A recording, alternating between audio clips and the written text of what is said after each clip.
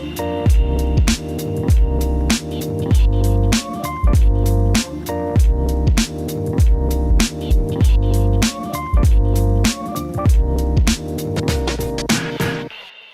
instituts d'administration des entreprises et les chaires.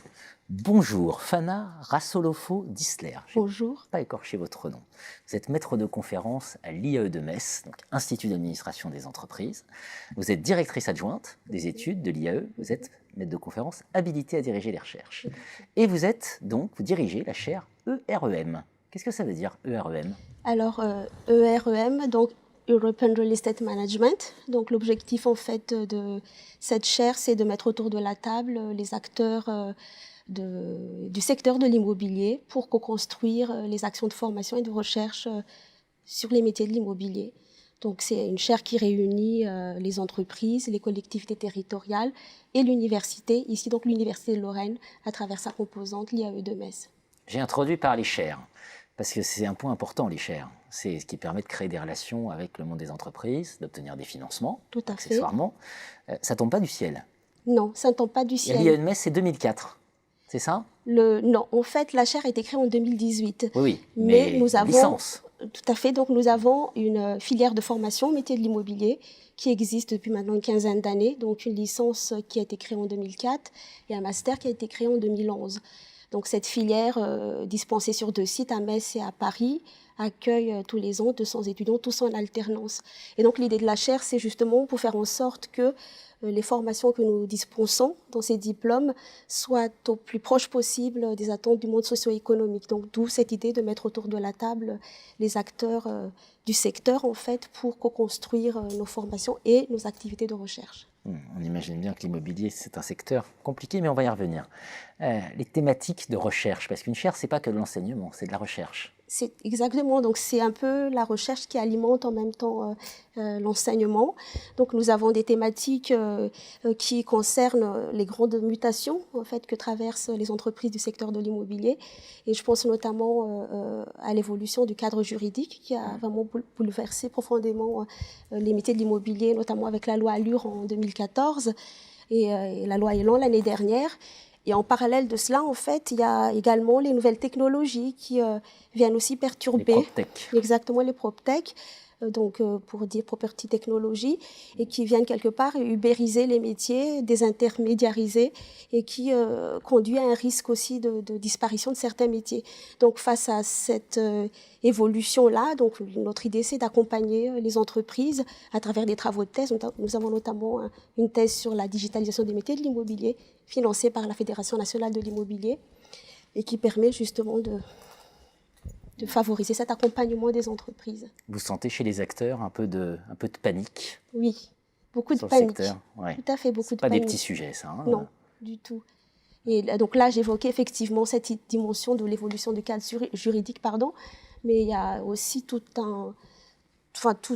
une réflexion à mener également, par exemple, sur la dimension écologique qui intéresse beaucoup aussi les acteurs de l'immobilier, puisque là, comme on le sait, ça a été dit à maintes reprises, le bâtiment, c'est le premier consommateur d'énergie, en France notamment, et pas qu'en France, mais d'ailleurs dans les pays nous sommes un peu, nous menons aussi nos réflexions. Et donc, premier consommateur d'énergie veut dire premier pollueur aussi, donc il y a aussi des réflexions à mener dans la manière de construire les bâtiments, dans la manière de les habiter et dans la manière de les gérer. Bien sûr. Une chaire européenne, et en particulier France, Luxembourg, Allemagne, Belgique. Tout à fait. Ça, c'est passionnant. Voilà, c'est quoi? Est-ce que c'est des situations, la diversité des situations dans ces 4 pays? En fait, pourquoi ces 4 pays? Parce que Metz est situé donc au centre de la grande région qui regroupe ces 4 pays. Et on va dire la libre circulation des capitaux et des personnes au niveau de cette grande région permet de raisonner aussi en termes de stratégie européenne en matière d'acquisition et de gestion de patrimoine immobilier. Mais sauf que les règles ne sont pas les mêmes d'un pays à l'autre. Par exemple, en France, nous avons la réputation d'avoir un cadre juridique complexe, peu flexible, alors qu'au Luxembourg, c'est l'inverse, c'est très souple et aussi à toute l'attractivité fiscale que propose le Luxembourg que nous n'avons pas. Donc, en fait, l'idée, c'est encore une fois, pas de changer les règles, mais de bien les comprendre, de bien les appréhender, aussi de permettre aux entreprises d'y trouver une source d'avantages concurrentiels, de capitalisation d'expérience, de connaissances et d'apprentissage en fait. L'Allemagne, par exemple. Si je prends l'Allemagne, un collègue allemand me disait c'est quand même hallucinant, en France, à Paris, la taille des chambres de bonne. Il a dit chez nous, en Allemagne, c'est inenvisageable. Exactement. Il a raison. Il a raison, d'autant plus qu'en Allemagne, les prix sont aussi beaucoup plus abordables qu'en France. Et donc, effectivement, le marché n'est pas du tout le même.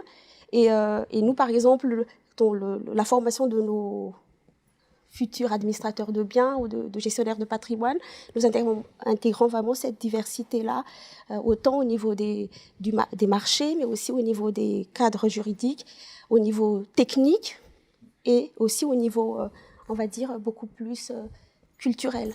Vous avez évoqué l'IAE-de-Metz et les 200 étudiants, c'est ça, oui, hein oui. Vous avez des projets de développement de cette chaire, oui. délocalisation, je crois. Oui, tout à fait. Donc, nous sommes au cours de délocalisation de la filière au Luxembourg, justement, puisqu'en fait, ce qui les attire aussi dans nos formations, c'est que nous abordons toutes les connaissances avec un regard vraiment transversal sur toutes les compétences nécessaires, puisque nous avons l'habitude d'évoluer dans un environnement complexe. Donc, nous savons travailler avec les architectes, les ingénieurs, les sociologues, les juristes et les gestionnaires, alors qu'ils ont plutôt un regard, on va dire, pointé sur une compétence bien particulière. Donc, c'est cette transversalité-là qui les intéresse aussi dans notre manière de voir les choses. Rapprocher l'université et les IAE et l'entreprise, c'est pas juste une question aussi de ressources financières, c'est aussi parce qu'il y a un vrai sens à essayer de mixer les compétences. Tout à fait. C'est ça, si un message. C'est exactement cela. Pour que la recherche alimente la formation, et puisque c'est ça aussi qui va permettre derrière à nos étudiants d'être insérés dans le monde professionnel. Merci Fana. Merci à vous.